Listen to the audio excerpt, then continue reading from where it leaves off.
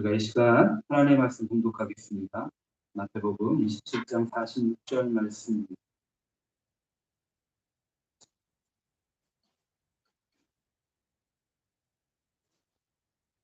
주보 뒷면에도 동일한 본문 말씀 올려놨습니다.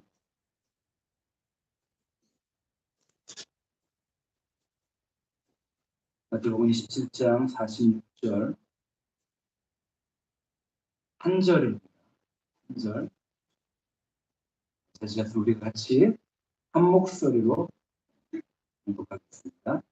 시작. 제90쯤에 예수께서 크게 소리질러 이르시되 엘리 엘리 라마 사박다니 하시니 이는 곧 나의 하나님 나의 하나님 어찌하여 나를 버리셨나이까 하는 뜻이라. 아멘. 잠시 교회 소식 말씀드리겠습니다. 3월 첫 번째 주일입니다. 주일 예배를 대면과 온라인 예배로 같이 드립니다. 이번 주일은 사순절 세 번째 주일입니다. 사순절 하나님 은혜 가운데 십자가를 묵상하시며 잘 보내주시기를 바랍니다. 역사선으로 성경에 읽기는 신명기, 여호수아, 사사기입니다. 지도 비경 대비 올려놨으니 꼭 가져가 주시고 단체 방에도 말씀 순서와 지도 올려놓겠습니다. 그리고 지난 2월 25일 우리 윤영철 장로님께서 오른쪽 어깨에 인대 접합 수술을 받으셨습니다. 잘 회복하실 수 있도록 기도해 주시고 주님의 마음으로 위로해 주시기를 바랍니다. 그리고 김동일 동해경 집사님 사업장 개업 예배가 오늘 오후 2시에 드립니다. 시간은 2시로 나와 있지만 조금 더 일찍 예배를 드릴 수 있을 것 같습니다. 코로나 상황이기 때문에 다 모일 수는 없지만 축복해 주시기를 바랍니다. 그리고 혹시 가실 성도님들 계시면 꼭 미리 말씀해 주시기를 바랍니다. 왜냐하면 코로나 때문에 인원 조절을 해야 될 것 같습니다. 그리고 반드시 교회 여러 기관들과 우리가 살고 있는 지역을 위해 기도해 주시기를 바랍니다. 특별히 우리가 살고 있는 동두천, 우리 교회가 위치하고 있는 고산동에 지난주 월요일부터 많은 코로나 확진자들이 발견되고 있습니다. 주님께서 어떤 일들로 어떻게 이끌어 가실지 모르겠지만은 명확하고 분명한 것은 우리가 살고 있는 동두천이 하나님을 예배하고 하나님을 높이는 이들이 더 많이 모이고 주님의 은혜로 더 많이 회복이 되는 그런 지역이 되길 바랍니다. 경제적으로도 부흥이 되고 사람들도 모이고 그래서 우리가 살고 있는 동두천이 우리가 살고 있는 세대보다도 우리 다음 세대들이 정말로 살기 좋은 하나님을 예배하고 찬양하는 그런 지역이 될 수 있도록 반드시 꼭 기도해 주시기 바랍니다. 뿐만이 아니라 자주 뵙지 못하시고 또 몸이 불편하신 성도님들 계시면 돌아보시고 기도해 주시고 연락도 취해 주시고 문자도 해주시고 그래서 서로가 사랑으로 돌볼 수 있는 그런 교회가 되었으면 좋겠습니다. 이 시간 우리가 아까 오전에 예배드리기 전에 찬양을 드렸었죠. 주의 은혜의 힘을 찬양 드리시며 주님 앞에 마음은 더 많이 더 깊이 드리는 시간이 되길 바랍니다.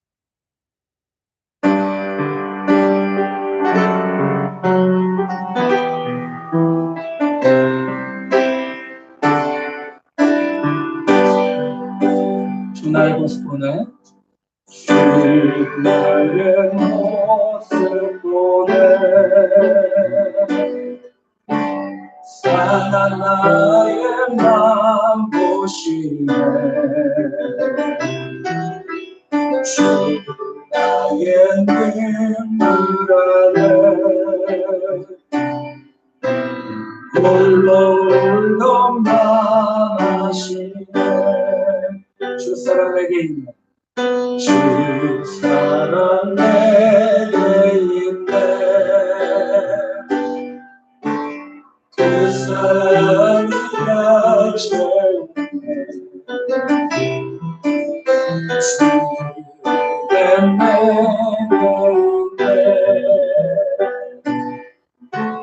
그대로 날 세우네 아멘 주 세상 소망 나 살아가고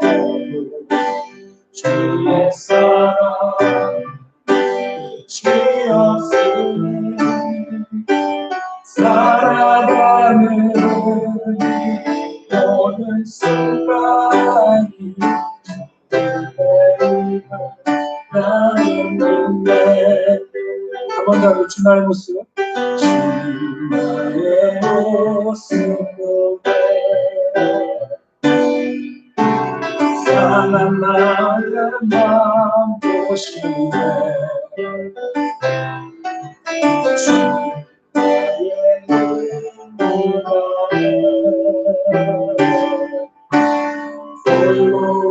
홀로만 마시네. 주 사랑 내게 있네. 주 사랑 내게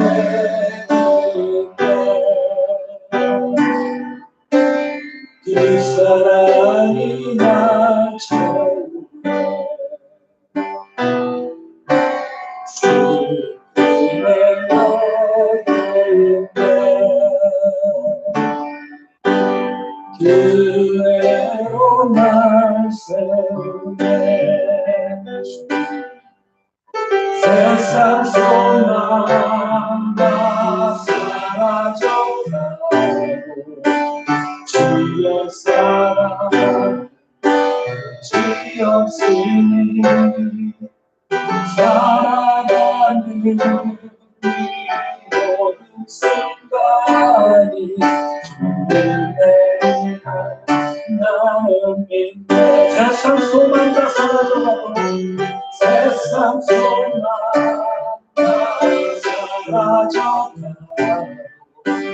주의 사랑 끝이 없으니 살아가는 모든 순간이 주님의 나는 믿네. 세상 소망 세상 소망 사라져가고 주의 사랑 끝이 없으니 살아가는 모든 순간이 주님의 나는 믿네. 주님의 나는 믿네.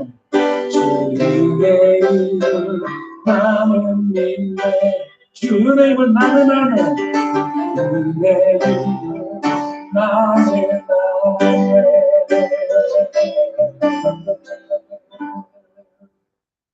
아멘. 이 시간 예수 그리스도의 고난이라는 말씀의 제목을 가지고 하나님의 은혜를 나누는 시간이 되었으면 좋겠습니다. 우리 성도님들 한번 앞뒤로 인사 한번 나누셨으면 좋겠습니다. 잘 오셨습니다. 만나서 반갑습니다. 감사합니다.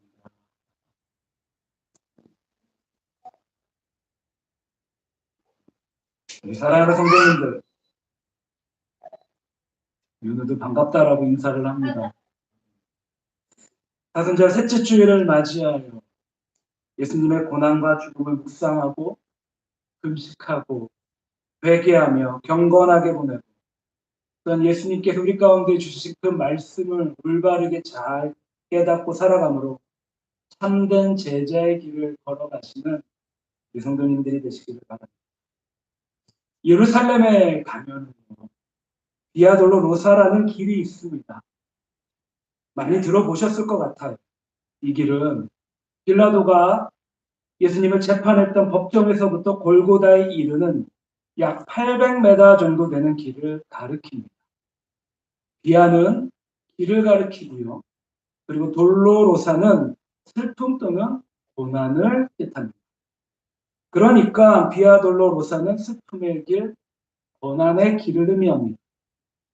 예수님께서 몸소 십자가를 지시고 성 밖으로 나아가 골고다로 가신 그 십자가의 길이 바로 비아 돌로로사입니다. 예수님에게 있어서 비아 돌로로사는 가지 않을 수 있는 길이었었고 또한 그렇게 좋아서 가셨던 그러한 길이 아니었습니다. 그러나 예수님은 십자가의 길이 예수님의 사명이셨고 하나님의 뜻임을 분명히 잘 알고 계셨습니다. 그래서 예수님의 뜻과 하나님의 뜻이 대치되었을 때 예수님께서는 예수님의 뜻을 버렸습니다. 이처럼 비아돌로로사는 나를 버린 길이었고 육체적으로도 정신적으로도 영적인 고통의 길이 바로 비아돌로로사였습니다. 비아돌로로사는 하나님께로부터 버림받은 길이었고 예수님의 그 모든 것을 버린 길이었습니다. 우리가 인생을 살아가면서 비록 현재 고난이 있다 해도 언젠가 이 고난이 밑거름이 성공이 있고 평안을 누릴 수 있다라고 하면 지금 당장 어려움을 잘 견뎌낼 수 있습니다. 하지만 예수님께서 가셨던 길은 그 고난 끝에는 오직 죽음이 기다리고 있었고 잔인한 사형대가 준비되어 있었습니다.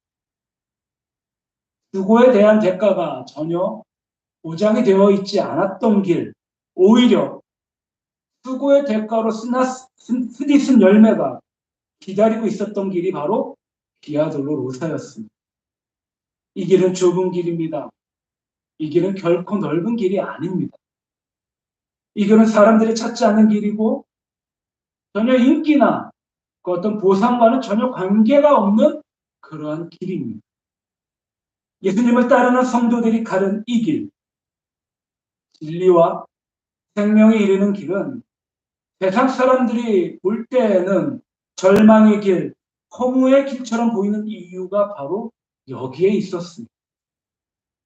예수님을 따르며 진리와 생명에 이르는 길은 어쩌면 이 땅을 사랑하는 성도의 삶 가운데 내 삶에 속해져 있는 유한한 것들을 버려야만 하는 그러한 길들입니다.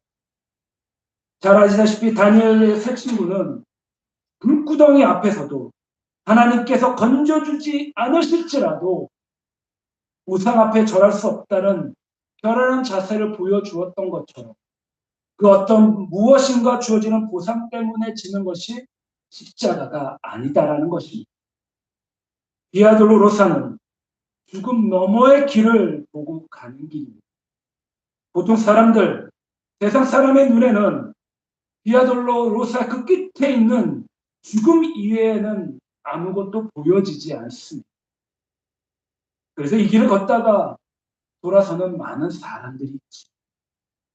하지만 우리의 생각과 우리의 시선과 우리의 시각, 우리의 눈들을 들어 하늘을 바라보면 비아돌로로사 그 너머에는 생명의 길, 부활의 길이 예비되어 있다라는 것입니다.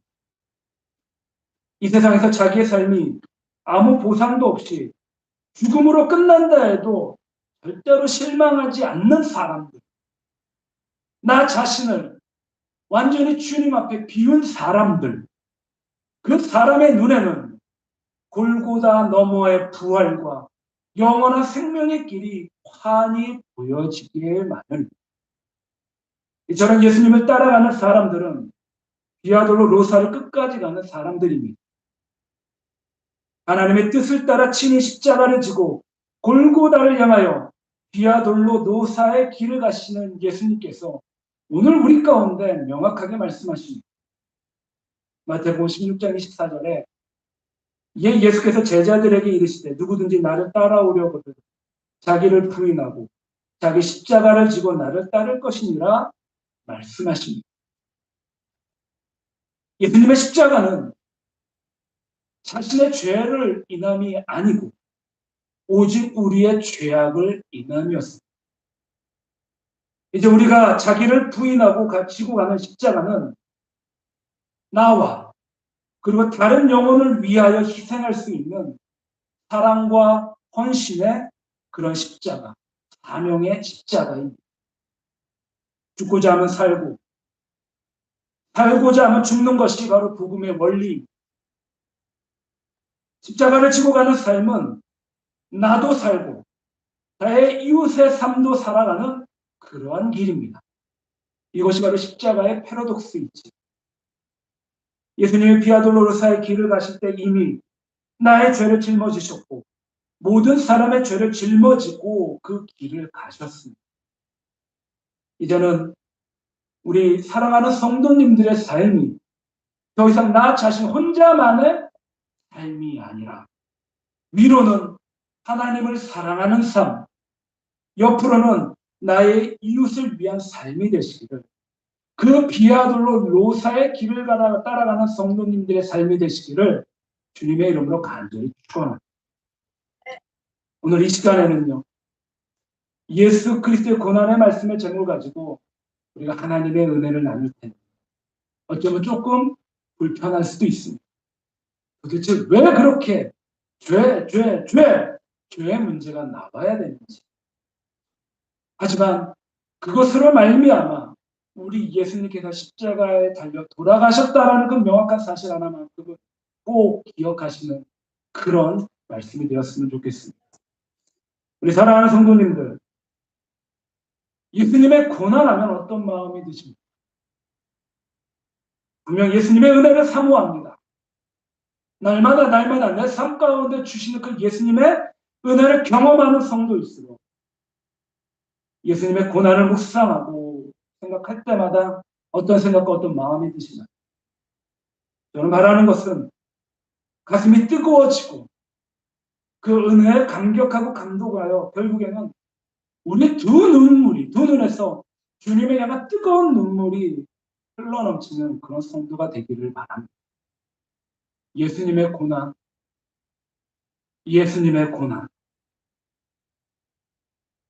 아무도 알아주는 이 없을 때, 하나님과 원수된 우리 가운데 하나님을 떠난 우리를 위해, 죄 가운데 있는 우리를 위해서 예수님께서는 그 십자가를 지셨습니다. 로마서 5장 8절에 우리가 아직 죄인 되었을 때 그리스도께서 우리를 위하여 죽으심으로 하나님께서 우리에게 대한 자기의 사랑을 확증하셨느니라. 성부 하나님은 우리를 사랑하십니다. 그 증거가 바로 무엇이냐고요? 죄 없으신 예수님께서, 허물도 없으신 예수님께서 우리를 위해 영원육의 고통을 당하셨다는 것입니다. 그렇게 십자가를 지시고 십자가 위에 죽으셨습니다. 그렇게 하나님의 사랑을 확증하셨습니다. 사람들이 욕하고 비웃는 것을 다 들으시면서도 그 모든 수모를 다 감당하시고 오직 나를 위하여 고난을 받으셨습니다. 요한복음 1장 10절부터 11절에 그가 세상에 계셨으며 세상은 그로 말미암아 지은 바 되었을 때 창조주 하나님 예수님이시지. 세상이 그를 알지 못하였고 자기 땅에 오매 자기 백성이 영접지 아니하였습니다. 하나님을 떠나 영적으로 죽은 인간은 하나님이시면서 하나님의 아들을 알아보지 못했습니다. 마태복음 27장 40절에 가로되 성전을 열고 사흘에 짓는 자여, 내가 만약 하나님의 아들이어든 자기를 구원하고 십자가에 내려오라. 세상 사람들은 심지어 하나님의 아들이라면 십자가에 내려와 보라고 비웃습니다. 비난하고 힐난합니다. 비판합니다. 또한 사단은 첫 번째 아담을 유혹했듯이 마지막 사람 아담인 예수님을 유혹했고, 죄와 어둠에 묶인 사람들을 동원하여 예수님을 실패자로 만들려고 했습니다. 그리고 사람들은 자신들이 악한 사단들에게 묶인 것도 모르고 사단들의 말을 대변합니다.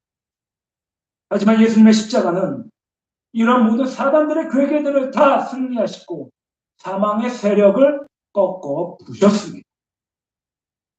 예수님이 십자가에 죽으신 것은 실패가 아니라 예수님의 사명이었고, 그리고 하나님의 뜻이었고, 사단을 꺾는 승리였습니다.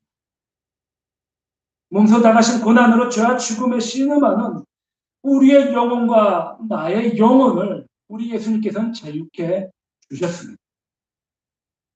간절히 말하는 것은 우리를 향한 그 예수님의 고난의 은혜를 나눔으로 우리가 다른 무엇보다도 하나님의 나를 향한 은혜를 누리시고 그 안에 담겨져 있는 영적 자유함과 풍성함을 더욱더 깨달으시고, 그리고 더 감격하시며 더 기뻐하시며 그 살아계신 하나님을 찬양하시고 예수님의 십자가의 길을, 그 비아돌로 로사의 길을 한 걸음 한 걸음 따라가시는 귀하고 복된 성도의 삶이 되시기를 주님의 이름으로 간절히 축원합니다. 첫 번째는요, 성자 하나님이 사람이 되신 고난입니다. 이것을 뭐라고 말하느냐? 성육신이다라고 합니다. 성육신. 하나님이 사람이 되신 것입니다. 이거는 결단코 있을 수 없는 일입니다. 먼저 우리가 고난 중에 꼭 알아야 될 그것은 하나님이 사람이 되신 고난.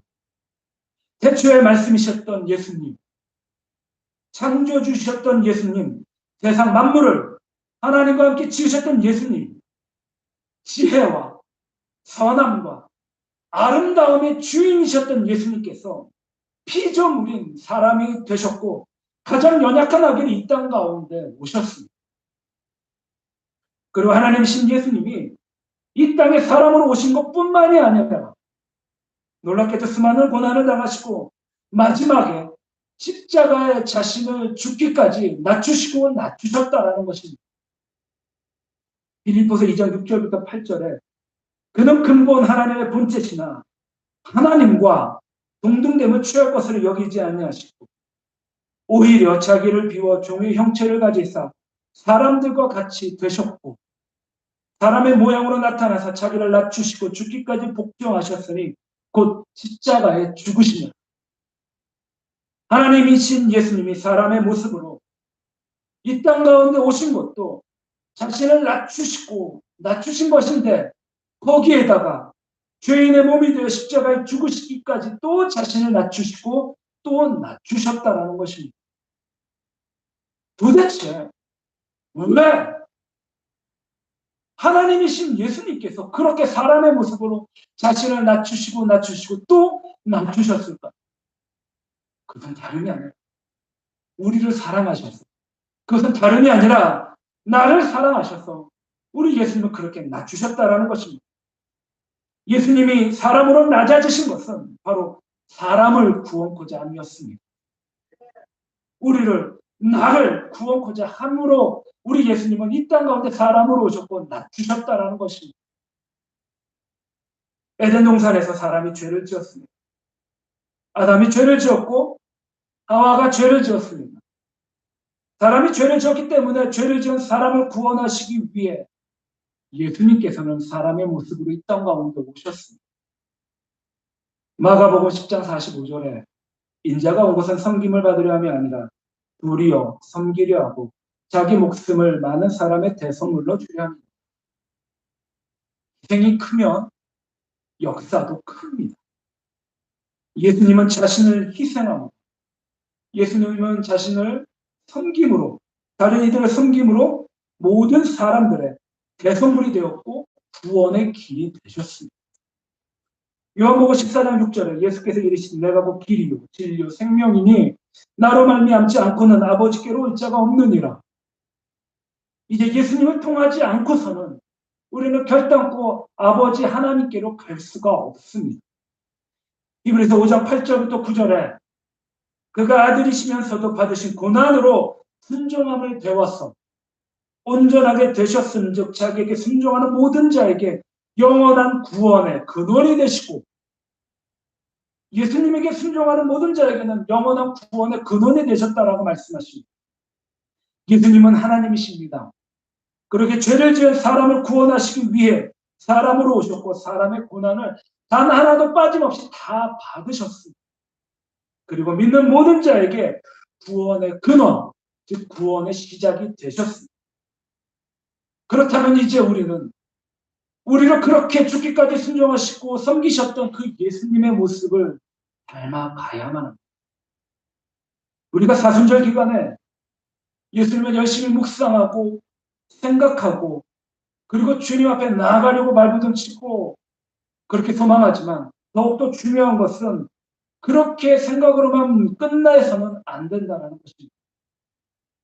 사람의 성도가 예수님의 섬김을 알았다면 그 섬김이 가슴 깊이 묵상이 된다면 이제 사람을 위해서 예수님께서 그렇게 낮아지셨다면 예수님으로 말미암아 구원받고 기쁨을 얻은 성도의 삶 가운데 반드시 이웃을 위하여 우리가 살고 있는 지역을 위하여 가족을 위해 나라와 민족을 위해 그리고 교회와 나의 사람들을 위해 예수님께서 사람으로 낮아지셨던 것처럼 우리도 낮아져야만 합니다.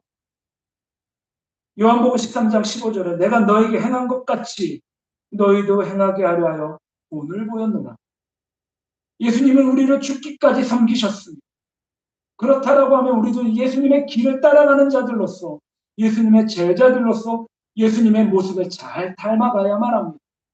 그리고 그 닮아가는 그 모습들을 이 사순절 기간에 우리는 우리 삶 가운데 잘 드러내야만 합니다. 올라가면 올라갈수록 우리가 섬겨야 되고, 가지면 가질수록 나눠야 되고, 높아지면 높아질수록 겸손해야 되고, 실력이 좋으면 좋을수록 나의 이웃들에게 나눠야 하고, 이처럼 성도는 예수님의 모습을 닮아가는 것처럼 우리 성도들 또한 섬기는 자세로 이 땅을 살아가야만 합니다. 그런 삶이 우리 예수님을 닮은 성도의 삶입니다. 그러면 사람으로 오신 예수님, 나와 함께 하시는 임마누엘의 예수님을 바라보고 그 예수님과 날마다 동행하며 삶의 초소에서 승리하시는 우리 성도님들의 삶이 되시기를 이 아침에 주님의 이름으로 간절히 축원합니다. 두 번째, 완전한 의인이 죄를 짊어지신 고난. 이 땅 가운데 완전하다라는 표현은요, 우리 성부 하나님, 성자 예수님, 성령 하나님밖에 쓸 수 없는 표현. 근데 우리 예수님은 의인이신데 완전한 의인이셨어요. 그런데 그 의인이 이 땅 가운데 죄를 짊어지셨던 고난입니다. 죄인이 죗값을 받는 것은 너무나 지극히 당연한 일입니다. 그런데 죄인이 아니면서도 죗값을 받는 것은 너무나 억울합니다. 예수님께서는 죄를 알지 못하십니다. 죄를 짓지도 아니하셨습니다. 허물도 없으십니다. 그런데 우리 예수님께서 인류의 모든 죄를 단 하나도 빠짐없이 다 짊어지셨습니다. 한 사람의 죄뿐만이 아닙니다. 모든 사람의 죄입니다. 아담이 지은 죄, 하와가 지은 죄, 그 죄를 짊어지고 갈 생각을 하시니까 우리 예수님께서는 너무나 두려워하셨습니다. 마태복음 26장 38절부터 39절에 이에 말씀하시되 내 마음이 매우 고민하여 죽게 되었으니. 이렇게 고민하신 적 있으신가요? 너희는 여기 머물러 나와 함께 깨어 있으라 하시고 조금 나아가서 얼굴을 땅에 대시고 엎드려 기도하여 이르시되 내 아버지여 만일 할 만하시거든 이 잔을 내게서 지나가게 하옵소서. 그러나 나의 원대로 마시옵고 아버지 원대로 하옵소서 하시고. 얼마나 무서웠을까요? 얼마나 고통스러우셨을까요? 얼마나 두려워하셨기에 이렇게 말씀하셨을까요? 고린도서 5장 21절에 하나님의 죄를 알지도 못하신 이를 우리를 대신하여 죄를 삼으신 것은 우리로 하여금 그 안에서 하나님의 의가 되게 하려 하십니다. 하나님은 죄인된 우리가 의인이 되었어. 하나님의 아들이 되었어. 감히 하나님을 아버지로 부를 수 있게 하시기 위해 우리 예수님의 죄가 없으시면서도 하나님의 아들이시면서도 십자가에 그렇게 죽게 하시고 그렇게 고통당하게 하셨다라는 것입니다. 우리는 예수님의 그 고난과 예수님의 죽음으로 말미암아 죄와 사망에서 해방되었습니다. 죄와 사망에서 가난과 저주에서 해방받았다면 이제는 우리는 그 모습에 걸맞게 이 땅을 살아가야만 합니다. 그러한 그리스도의 삶은 과연 어떠할까? 항상 기뻐하고 쉬지 않고 기도하고 날마다 범사에 감사하는 삶이 바로 그러한 은혜를 받은 성도의 삶입니다. 그러므로 성도가 해야 될 첫 번째 것은 기뻐하는 것입니다. 어린아이가 그저 아빠 엄마 앞에서 기뻐했던 것처럼 기뻐하는 것처럼 그렇게 기쁘고 즐겁게 성도로서 이 땅 가운데 행복하게 살아가야만 합니다. 사랑하는 성도님들, 이 고난주간에 우리가 또 다른 영역 가운데 나는 죄악과 사망에서 해방받았다 감사하라고 기뻐하며 고백하며 감격하고 감동하는 그런 성도님들이 되시기를 바랍니다. 이게 얼마나 감사한 일인가요? 이 얼마나 대단한 엄청난 일인가요? 그래서 성경은 이렇게 말합니다. 요한복음 8장 36절에 그러므로 아들이 너희를 자유케 하면 너희가 참으로 자유하리라. 우리는 예수님으로 말미암아 성도는 사단이 심어준 적책에 더 이상 시달릴 필요가 없습니다. 그 안에 참된 자유함이 있습니다. 세상이 줄 수 없는 기쁨이 그 안에 담겨져 있습니다. 그래서 예레미야 31장 34절 하반절에 내가 그들의 죄악을 사하고 다시는 그 죄를 기억지 아니하리라. 여호와의 말이니라. 하나님이 우리 죄를 다시는 기억하지 않으신다라고 말씀하십니다. 예수님의 은혜로 아무 조건 없이 죄에서 용서받았듯이 이제 우리도 우리의 이웃을 그렇게 용서해야만 합니다. 우리가 사순절 기간에 예수님이 고난받으셨고 그 고난 때문에 죄가 사함을 받았고 내가 사망에서 해방되었음을 믿고 알고 기뻐한다면 때로는 성도가 이 땅을 살아가면서 내가 너무 억울하고 때로는 너무나 많이 손해를 당하고 내가 마음이 아파서 용서 못한 사람이 있다면 그 사람을 용서해 주는 것이 바로 이 사순절 기간에 성도가 해야 할 일인 줄 믿습니다. 1만 달란트 빚진 자 누구인가요? 1만 달란트 빚진 자 바로 나입니다. 바로 저입니다. 그런데 놀랍게도 그 셀 수 없는 그 엄청난 금액의 돈을 탕감받았습니다.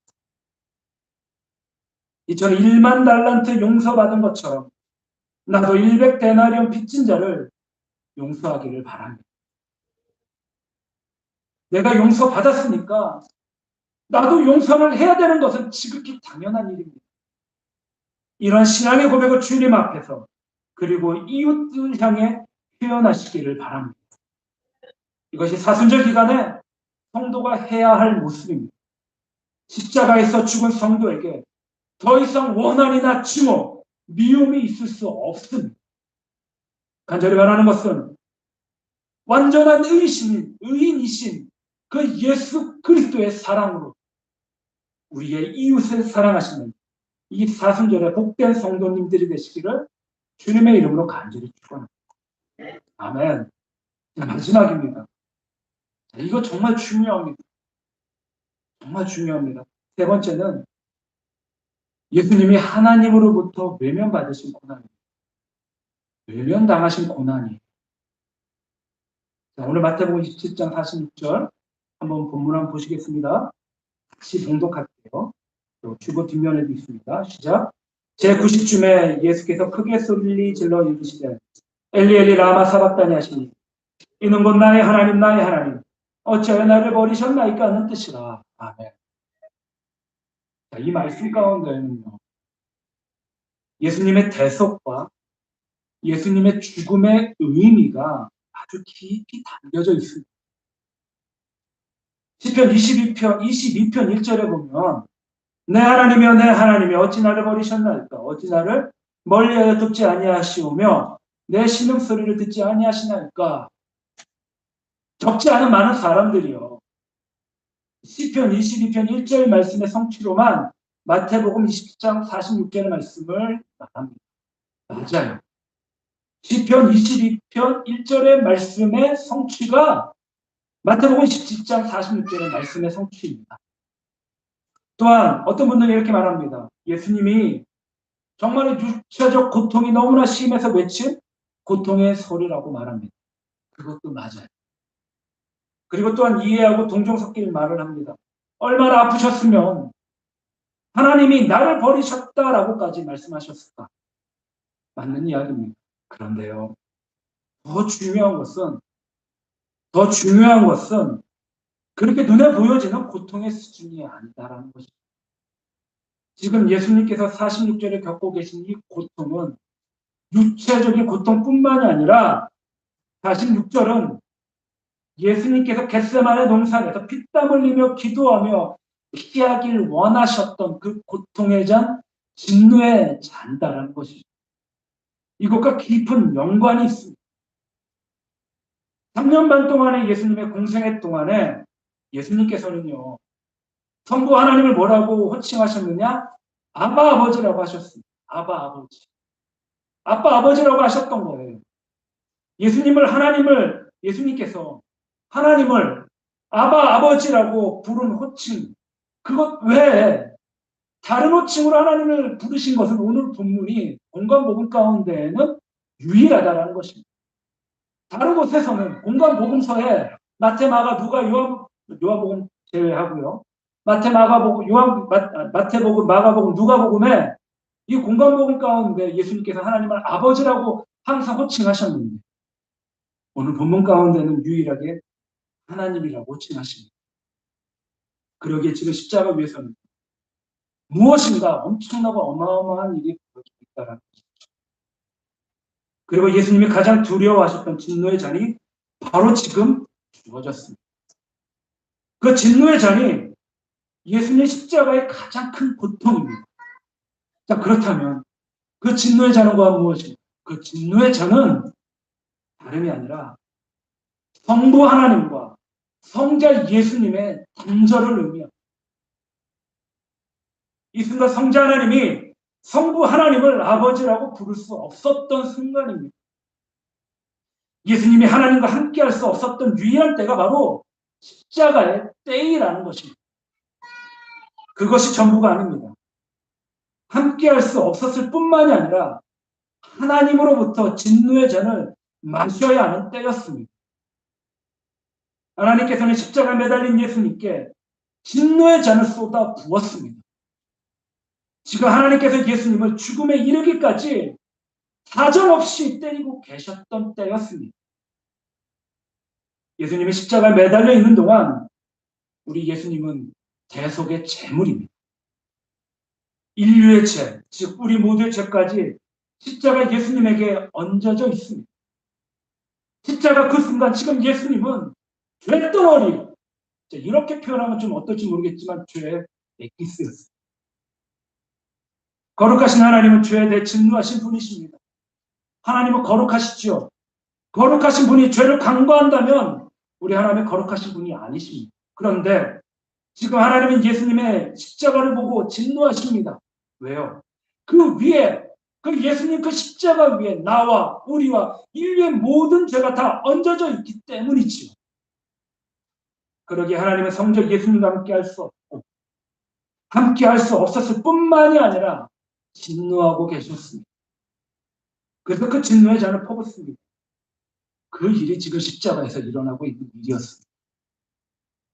하나님의 진노의 십자가 위에 예수님께서는 그 모든 하나님의 진노를 홀로 감당하고 계셨습니다. 뿐만이 아닙니다. 예수님은 사탄과도 싸우고 계셨습니다. 십자가에 하나님의 아들 예수님을 매달라 죽이면 승리할 줄 알았던 사탄이 지금 발꿈치를 물고 늘어지는 사탄을 바라보시고 예수님께서는 머리를 부수기 위해 조준하고 계셨습니다. 이것이 바로 십자가의 대속의 의미입니다. 예수님은 우리 모두의 죄를 뒤집어 쓰고 죄인이 당해야 할 사망을 몸소 당하셨습니다. 영원부터 함께 하셨던 아버지 하나님께서 예수님을 버리셨습니다.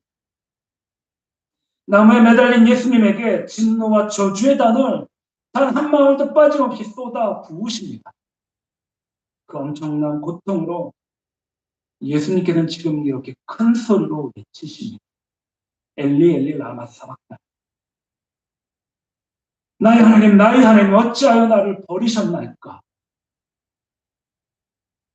사랑하는 성도님들, 하나님께서 왜 사랑하는 하나님의 독생자 예수를 버리셔야만 하셨을까? 하나님께서 왜 예수님에게 그 저주와 진노의 잔을 퍼부으셔야만 했었을까요? 바로 우리의 죄, 나의 죄 때문입니다. 우리의 죄를 십자가 대속으로 용서하기 위해서였습니다.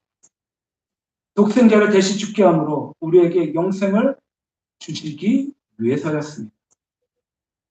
이것이 십자가의 가장 중요한 의미이고 이것이 바로 십자가의 복음입니다. 우리가 예수님을 나의 구주로 영접한다라는 그 의미는 예수님께서 매달린 그 십자가 위에 나의 죄를 전가시키는 것입니다.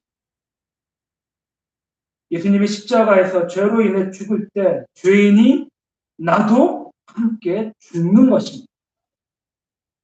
내가 친 빚을 누가 대신 갚았다면 나는 그 빚을 더 이상 갚지 않아도 됩니다. 나의 죄로 인한 합당한 삭긴 사망을 예수님께서 대신 죽음으로 담당하셨으니 예수님 안에 있는 나는, 예수님 안에 있는 우리는 더 이상 사망을 담당하지 않아도 됩니다. 그것이 인간의 죄 문제 해결받는 오직 유일한 방법입니다. 그렇게 죄 문제 해결받은 자가 예수님의 공로 의지하여 하나님께 나아갈 때 하나님께서는 우리를 덮은 독생자 예수 그리스도의 보혈로 말미암아 우리를 의롭다 하시고 우리를 용납해 주십니다. 죄사함을 받은 그리스도인, 예수님을 통해 하나님의 자녀가 된 그리스도인, 예수님으로 인하여 하나님과 화목함을 받은 그리스도인, 세상에서 가장 복된 그리스도인, 의인만이 갈 수 있는 천국을 확보한 그리스도인, 이처럼 예수님을 구세주로 영접한 자를 그리스도인이라고 부릅니다. 그러기에 세상에서 가장 복되고 가장 귀한 칭호가 바로 그리스도인 성도입니다.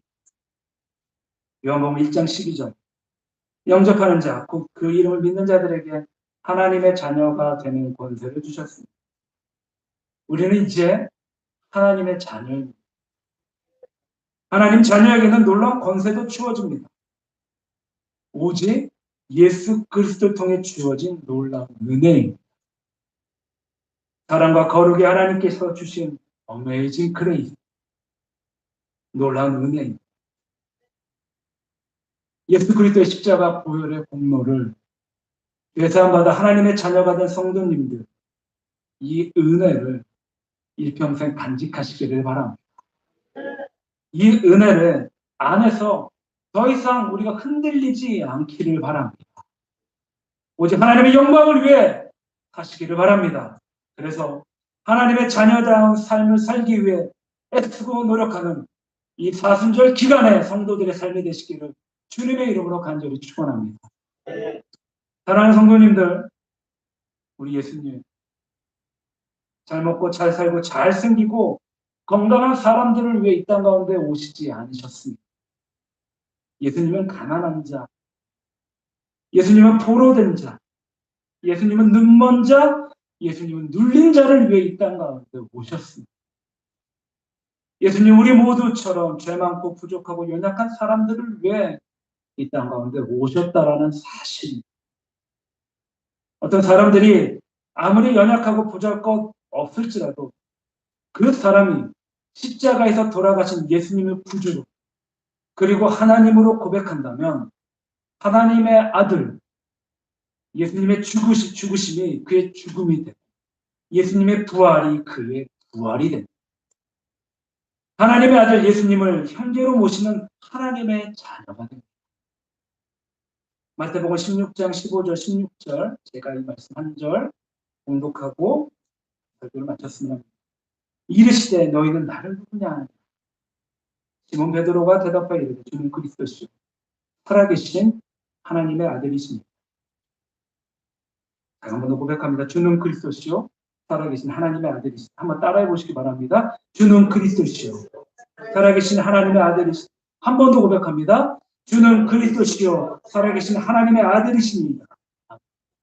이 고백이 우리 모두의 고백이 되기를 바랍니다. 우리에게 진실한 이 고백이 있으므로 우리는 하나님의 은혜를 받아 하나님의 자녀가 되었습니다.